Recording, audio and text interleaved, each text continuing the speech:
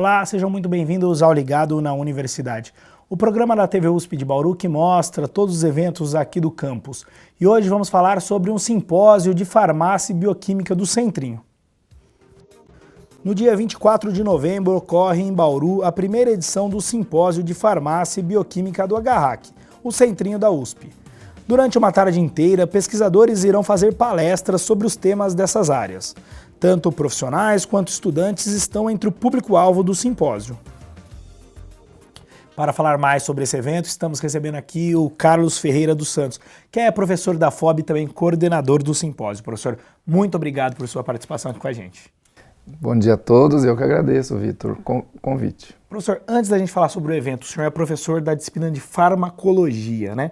O que trata essa disciplina aqui na FOB, professor? A disciplina de farmacologia é uma disciplina muito importante porque, especificamente para a odontologia, ela ensina os alunos todos os medicamentos que o cirurgião dentista pode prescrever. Então, além de saber como prescrever, em que situações prescrever, a farmacologia também ensina o futuro profissional a reações adversas que esse medicamento pode provocar e outros efeitos, tanto desejados quanto indesejados. Já na fonoaudiologia, o enfoque da disciplina é mais para informar o aluno sobre drogas que podem ter efeitos na fala e na audição ou outros processos que o fonoaudiólogo trata. Já que, por lei, no Brasil, apenas médicos e cirurgiões dentistas podem fazer prescrição. Então, em cursos onde o futuro profissional não pode prescrever, ele recebe todas as informações sobre os efeitos terapêuticos, efeitos colaterais e outras informações relacionadas aos medicamentos. Eu acredito que é uma disciplina essencial para todos os cursos de saúde, então. Essencial, essencial. Como eu disse, apenas médicos e cirurgiões dentistas vão poder efetivamente prescrever remédios para seus pacientes, mas todo profissional da saúde precisa ter um conhecimento de farmacologia porque as pessoas tomam remédio, não é? E vários, não é? Inclusive os remédios prolongaram a vida das pessoas, há dados científicos sobre isso, né?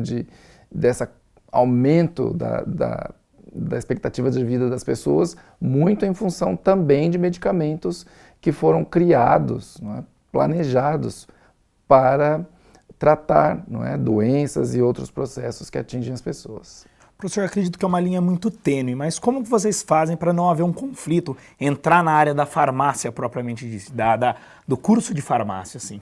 O curso de farmácia, ele lida, obviamente, com todas as questões que envolvem medicamentos, mas também cosméticos, análises clínicas, análises toxicológicas, então, e inclusive a produção. Né? Então, é uma outra abordagem, não é? Da parte mais, vamos dizer, até antes, não é, do medicamento chegar na farmácia, né, nas mãos do paciente. Então tem todo esse processo e eles efetivamente podem fazer também a análise, não é? Como eu falei, clínica e toxicológica dos efeitos desses medicamentos. Professor, no evento vocês juntaram farmácia e bioquímica. Não é algo raro, né? Sempre os eventos a gente vê farmácia e bioquímica. Por que essa relação?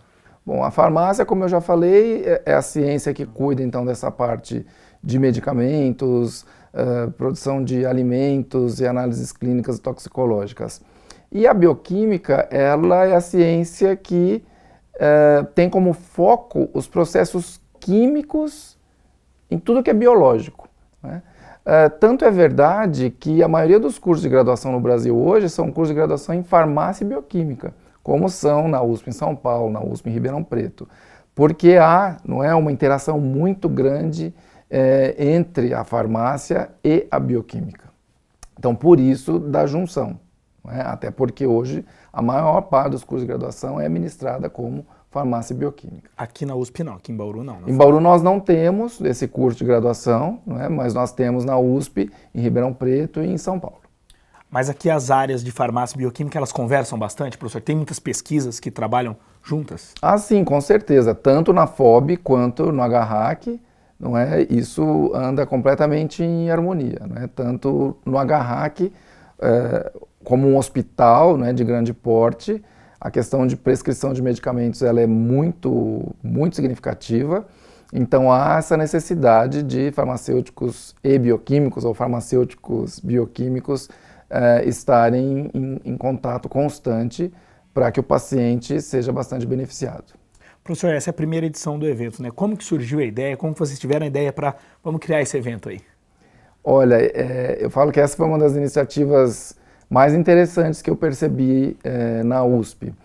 Um grupo de servidores do setor de farmácia do HRAC procurou a professora Maria Aparecida, superintendente, com a ideia, e ela de pronto abraçou a causa, e como haveria necessidade de ter um professor coordenando para que nós oferecêssemos o curso pela Pró-Reitoria de Cultura e Extensão da USP, ela me nomeou pela familiaridade, não é, com os medicamentos, com os fármacos que a farmacologia tem.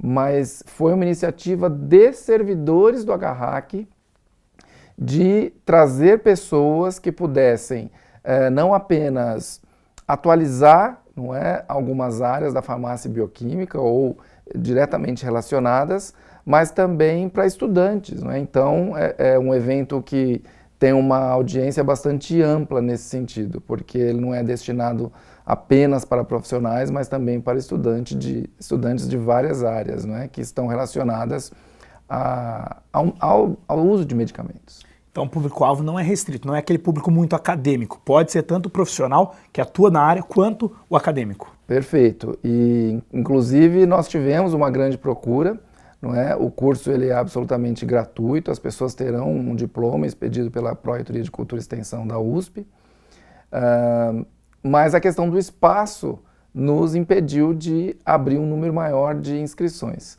Então nós tivemos já as inscrições encerradas, são 105 inscritos, com formações bastante distintas e origens, em termos de experiência, também distintas. Então há profissionais que já trabalham na rede pública, outros em rede privada, mas também temos estudantes, e esse era o objetivo desse grupo de funcionários, de trazer pessoas dos diferentes serviços para discutir essas questões importantes que nós decidimos como conteúdo para o simpósio. Vamos fazer um breve intervalo, daqui a pouco vamos falar sobre essas questões que serão discutidas. Claro. O Ligado na Universidade volta já já.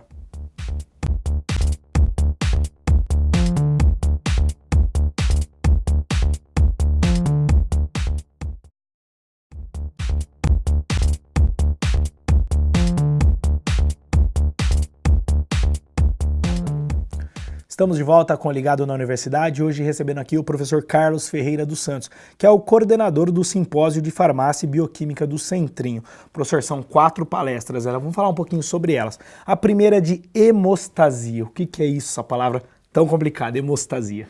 É um nome bonito, não é?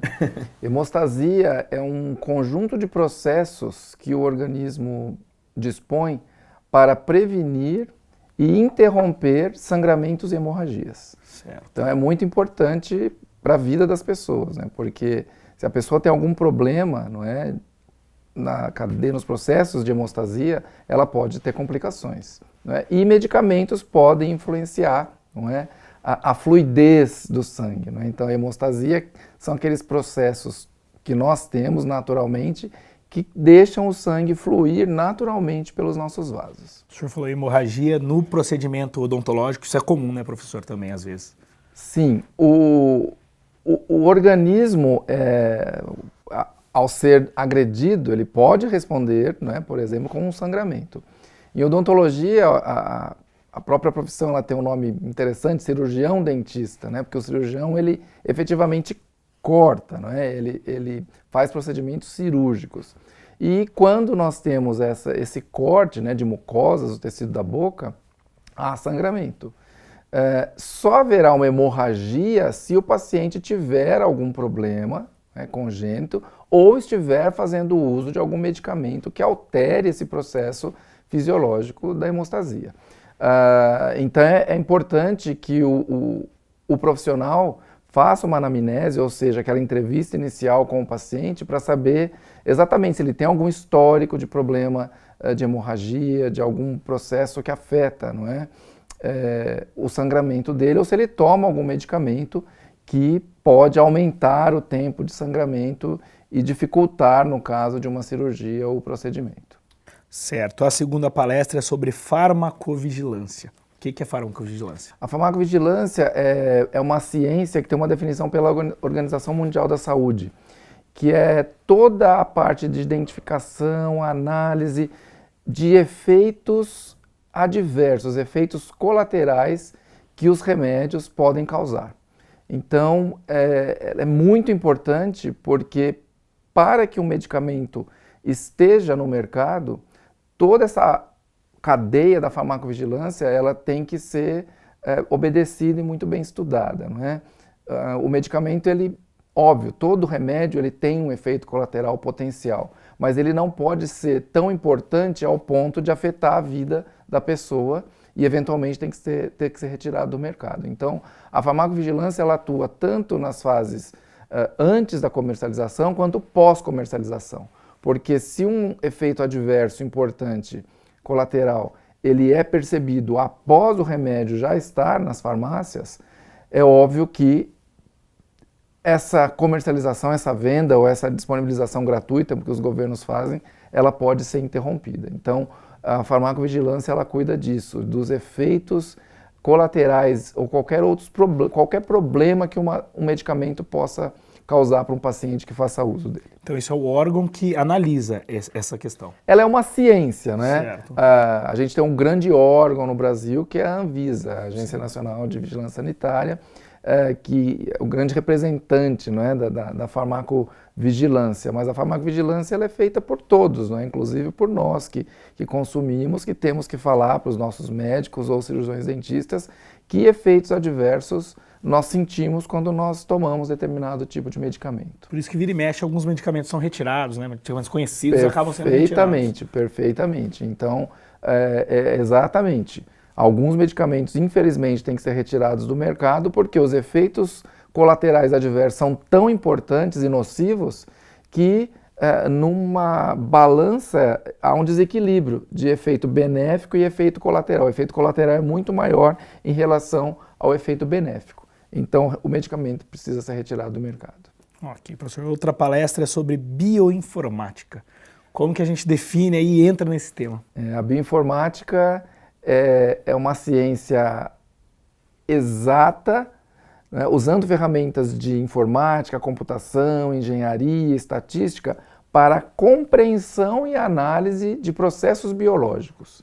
Então, especificamente em relação ao uso de medicamentos, a bioinformática ela assumiu um papel muito importante, porque, veja, por exemplo, num ambiente como o HRAC, numa cidade, num município, num estado, são gerados muitos dados em relação ao uso de medicamentos, efeitos colaterais de medicamentos. Então, essas ferramentas da bioinformática, elas são muito importantes para que as autoridades, os governos, o médico, o cirurgião dentista, o farmacêutico, o bioquímico, saibam, não é, o que acontece a partir do uso de um medicamento, ou qual medicamento é mais usado, enfim. Então, hoje em dia, as ferramentas de bioinformática elas são essenciais, não é, no campo do estudo de medicamentos. Antigamente a gente via a separação muito bem feita entre a humanas, biológica e exatas. Hoje está se misturando um pouco para tentar uma entender melhor a outra, né, professor? Exatamente, e todo mundo se ajudar, não é?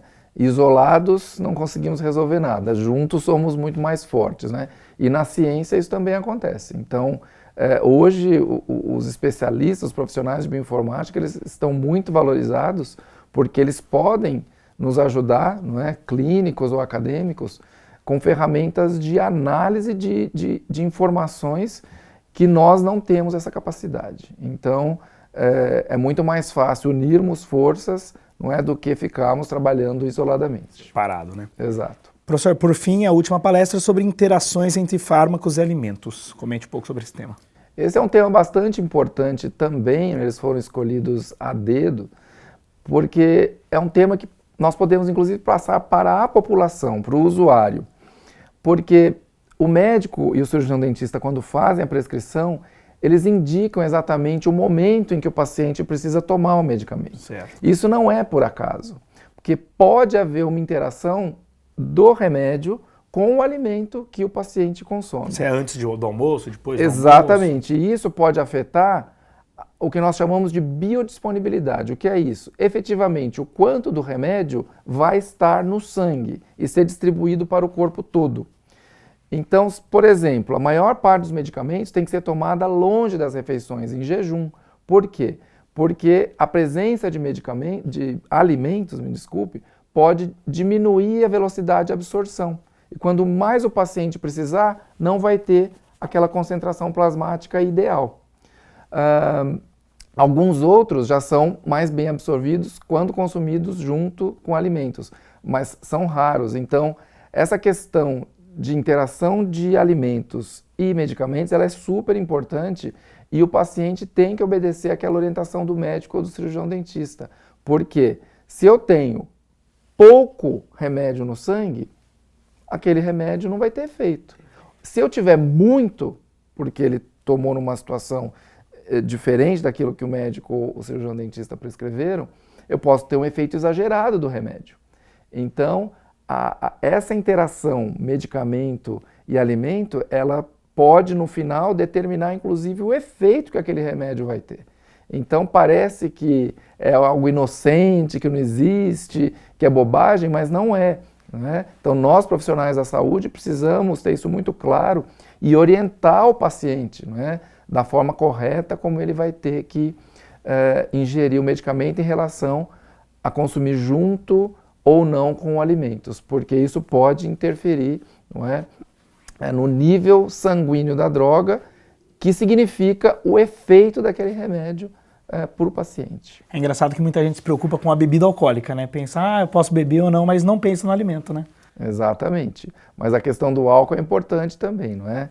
Evitar, porque pode haver um efeito do álcool ou vice-versa, do medicamento que o paciente toma, inclusive efeitos que podem se somar ou efeitos que podem ser neutralizados, né? O álcool não deixar que aquele remédio que o paciente precise faça efeito, então absolutamente é algo que não deve ser feito, é a ingestão de alimentos concomitantemente com álcool. Medicamentos com álcool. Desculpa, medicamentos com álcool, exatamente. Professor, as pessoas que foram escolhidas para falar sobre esses temas não são pessoas só da USP, né? Vocês procuraram pessoas de fora, né? Ah, sim, com certeza.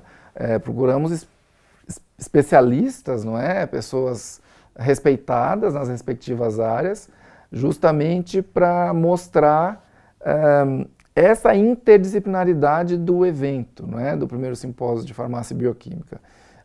Justamente para atrair, não é, esse grande número de inscritos que nós tivemos de áreas diferentes. Então, as pessoas que foram convidadas têm seus nomes divulgados, não é, no folder do simpósio, e vão com certeza, não é, abrilhantar o evento e não apenas reciclar conhecimentos de pessoas que já estão nos serviços, mas também de ensinar alunos de graduação inscritos no evento. Ok, professor, vamos fazer mais um breve intervalo. Ligado na Universidade, volta já já.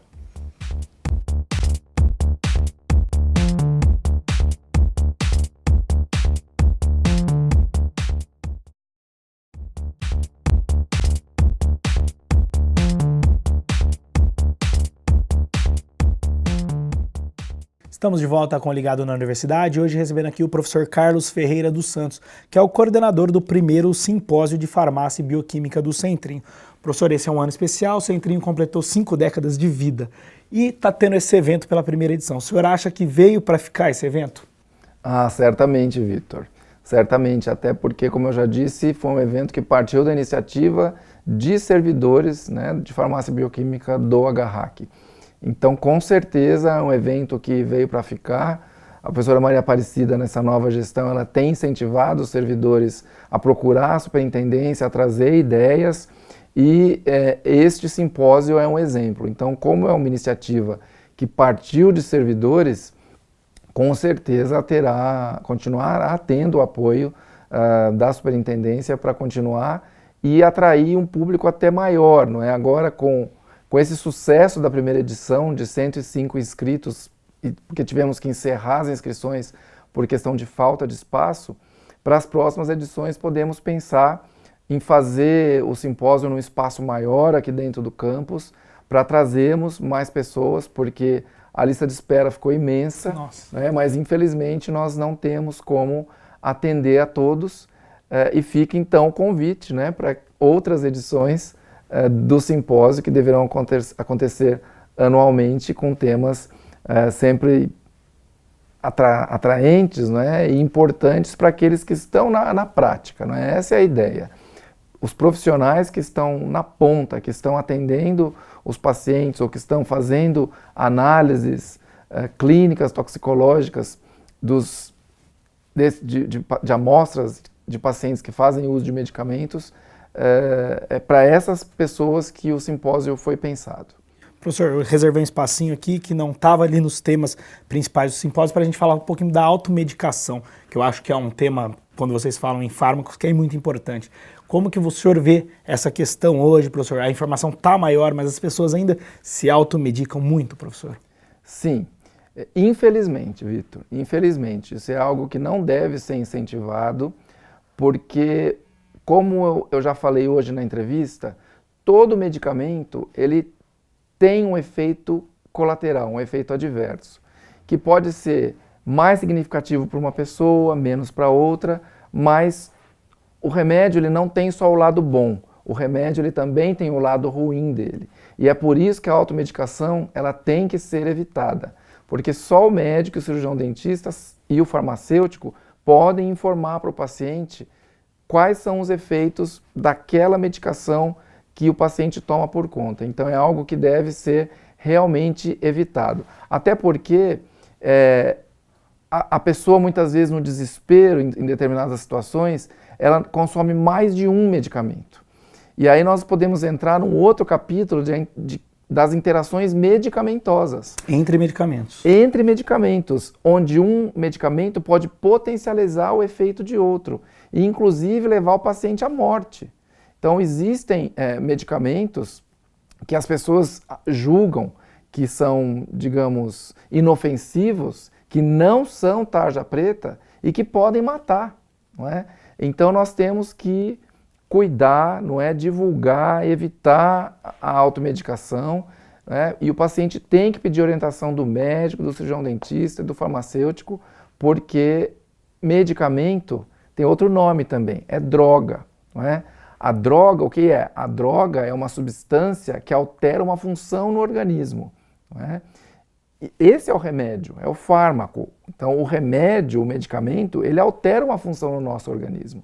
Ele é uma droga de uso lícito, que é vendido ou o governo fornece, mas tem efeitos colaterais, não é? E as pessoas precisam entender isso e evitar, né, não fazer a automedicação, porque a automedicação pode levar a consequências muito ruins, incluindo a morte. Esses dias eu vi um termo muito legal, vizinhoterapia, né? O cara pergunta para o vizinho, o que você está tomando para essa dor? Inclusive, professor, pode mascarar doenças mais graves também, né? Exatamente, exatamente. Então, é isso que tem que ser evitado, porque o que funciona para uma pessoa pode não funcionar para outra, né? O médico, o cirurgião dentista, quando faz uma prescrição, é uma prescrição para aquela pessoa, né? Existe a questão de dosagens, de intervalo entre as doses, não é? Que tem a ver com a condição sistêmica do paciente. Então, o que serve para um pode não servir para outro, porque as pessoas são diferentes, não é? E a questão de mascaramento, sim, não é? Um remédio pode esconder, não é, alguma reação que o organismo esteja tendo e dificultar, não é, o diagnóstico de uma doença, de uma patologia, e isso então pode interferir na qualidade de vida da pessoa. Ok, professor, com esse alerta bastante importante, a gente fica por aqui. Queria agradecer mais uma vez sua participação aqui conosco, professor. Eu que agradeço, foi um grande prazer e estamos aí para as próximas edições do simpósio e que todos venham para as próximas, que para essas inscrições infelizmente já se encerraram. Ok, professor, muito obrigado. Muito obrigado. O Ligado na Universidade de hoje fica por aqui, esperamos que tenham gostado e até a nossa próxima edição.